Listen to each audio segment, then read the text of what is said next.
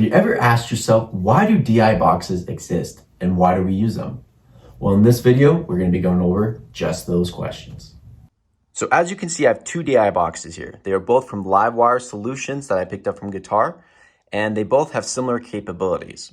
Now, first of all, what DI stands for is direct injection. And basically what the whole purpose of a DI box is to change an unbalanced signal, go through here and come out as a balanced signal. So if you look, right here we have an input that you would plug an instrument cable or a 1/4 inch into, and this would be the unbalanced signal. And then it would come out on this side through an XLR, which is a balanced signal, into your mixer or your snake or whatever you're running this through. Now, this is very important and very helpful when you're trying to get a really good sound for live music or even recording purposes. And as you can see, this also has a ground and a lift switch here. And then on this side, you can change the decibels on it.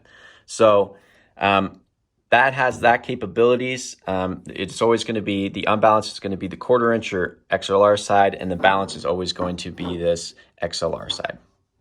So that's the small one. So over here, very similar. It's also a DI box. Sometimes they're just called direct boxes, but a lot of times you're going to see, if someone asks you what a DI box or I need a DI box, they're going to look something like this. So on the same thing on this, you have the 1/4 inch right here that you plug in the unbalanced side. You don't have the switch though on that side. And then the ground and the lift, you can turn it on and off with this little switch. And then this is the balance side that it comes out of. So as you can see, they're just slightly different, very similar, though the switch is just right here instead of that. The only really big difference between the big one and the small one is you can see this one is double shielded, and this one is just a switchable. So that's the main difference. They're a little different in price, but pretty close. I believe I got the small guy for about $29.99. I think I got this guy for $39.99. So that's what a DI box is. So let's show you how you use a DI box and kind of the purpose of that. All right, so we're in my little podcast setup. As you can see, there's some of my microphones there.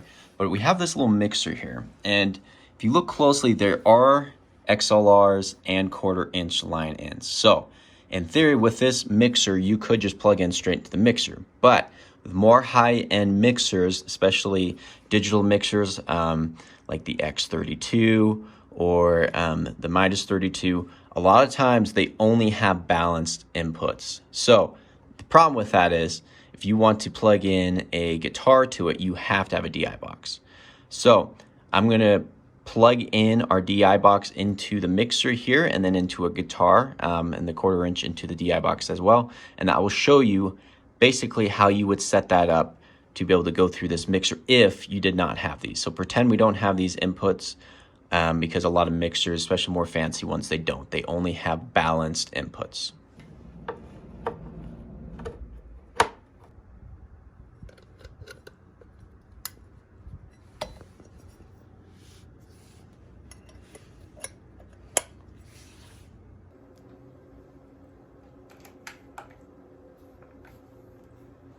All right, so you can see there's my guitar plugged in. Instrument cable comes all the way to the DI box, goes all the way to the mixer. Now, there's a couple of reasons why you would want to use a DI box.